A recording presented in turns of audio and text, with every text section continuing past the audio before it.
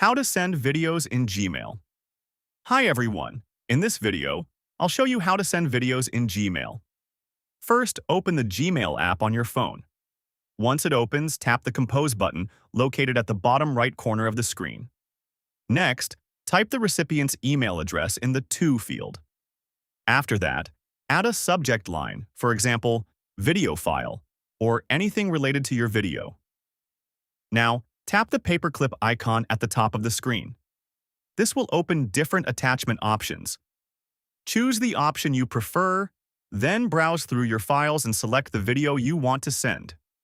If your video file is small, Gmail will attach it directly to the email. But if the file is too large, don't worry.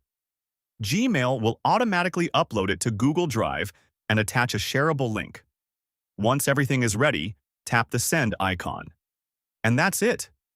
Your video has been sent successfully through Gmail. If this video helped you, don't forget to like, subscribe, and turn on notifications for more easy tutorials. Thanks for watching, and I'll see you in the next one.